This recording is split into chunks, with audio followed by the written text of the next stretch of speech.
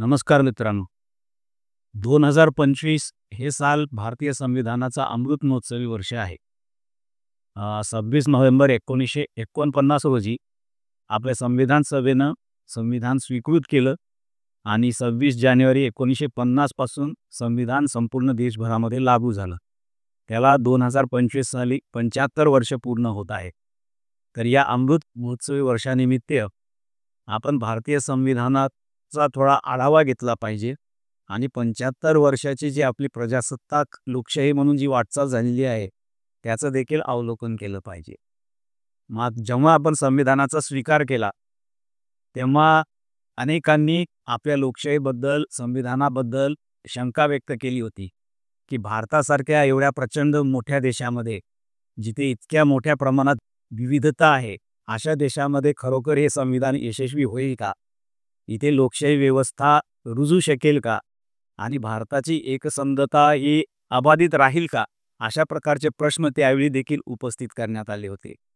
पण आपण मागच्या 75 वर्षाचा जर आढावा घेतला तर आपल्याला दिसून येईल की आपल्या देशाची एकसंधता ही अबाधित राहिलेली आहे आणि लोकशाही देखील देशामध्ये तळागाळामध्ये अगदी रुजलेली आहे आणि एक लोकशाही देश म्हणून आपण यशस्वीरित्या मागची 75 वर्षे वाटचाल केलेलो आहोत.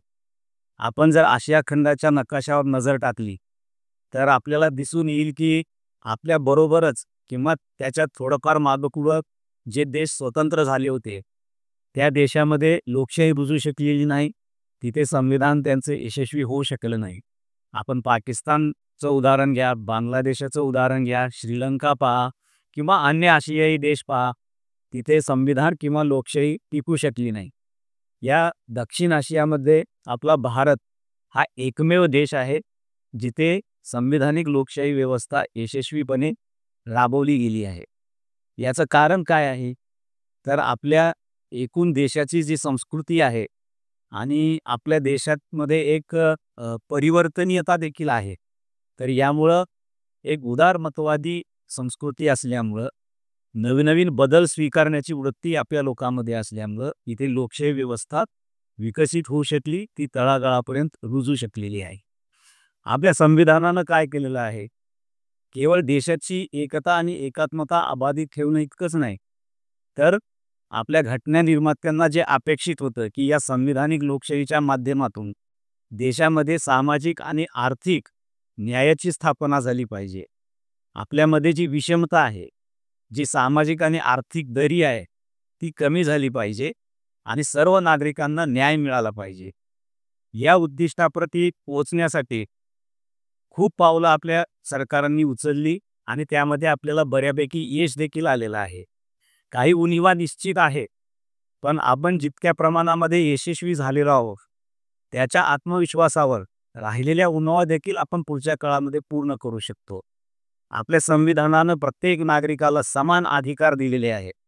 मग ते स्वातंत्र्याचा अधिकार असेल, समानतेचा अधिकार असेल, शिक्षणाचा अधिकार असेल, धर्मस्वातंत्र्याचा अधिकार असेल किंवा आपल्या अधिकाराचं उल्लंघन झालं तर न्यायालयाकडे दाद मागण्याचा अधिकार असेल, असे विविध मूलभूत अधिकार आपल्या संविधानाने नागरिकांना दिलेले आहेत. त्यासोबतच आपल्या संविधानाचे एक खास वैशिष्ट्य म्हणजे संविधानातील मार्गदर्शक तत्वे. आपल्या संविधानाने राज्यकर्त्यांची काही कर्तव्ये सांगितलेली आहे की समाजामध्ये सामाजिक आर्थिक न्याय प्रस्थापित व्हावा, सत्तेचं आणि उत्पादनाच्या संसाधनांचं विकेंद्रीकरण व्हावं, सामाजिक आर्थिक विषमता कमी व्हावी, यासाठी राज्यानं म्हणजेच शासनानं प्रयत्न केले पाहिजेत. आज यासाठीचे मार्गदर्शक तत्वे देखील आपल्या संविधानामध्ये दिलेले आहेत आणि त्या अनुषंगानेच आपल्या मागच्या 75 वर्षामध्ये बऱ्यापैकी सामाजिक आर्थिक विषमता कमी आपण करू शकलेलो आहोत.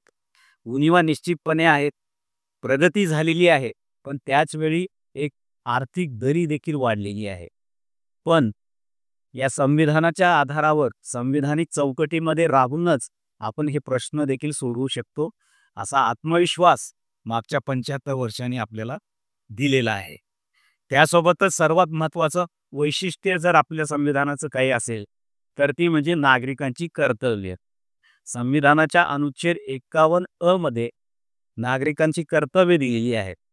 त्यामध्ये आपल्या राष्ट्रीय आदर्शांचा सन्मान करणं, राष्ट्रगीताचा, राष्ट्रगानाचा सन्मान करणं आणि आपल्या स्वातंत्र्य लढ्यामधून जे आदर्श समोर आलेले आहेत त्यांचा अंगीकार करणं, त्यासोबतच इतरांच्या मूलभूत हक्कांचा आदर करणं, नैसर्गिक संसाधनं कसं संरक्षित होतील, संवर्धित होतील यासाठी प्रयत्न करणं, त्यासोबतच आपली एकूणच जी नागरी कर्तव्ये आहेत त्याचं प्रामाणिकपणे पालन करणं, वैज्ञानिक दृष्टिकोनाचा अंगीकार करणं आणि सामाजिक सुधारणेचा दृष्टिकोन स्वीकारणं, महिलांप्रती आदरभाव आणि समानतेचा भाव जोपासणं अशी विविध कर्तव्ये आपल्या संविधानामध्ये दिलेली आहे.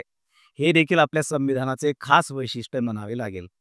त्यामुळं या अमृत महोत्सव वर्षामध्ये या भारतीय संविधानाची जी मूलभूत वैशिष्ट्ये आहे आणि मागच्या 75 वर्षांमध्ये जी उपलब्धी आपण प्राप्त केलेली आहे ती सर्व नागरिकांपर्यंत पोहोचवण्याचं काम आपण केलं पाहिजे.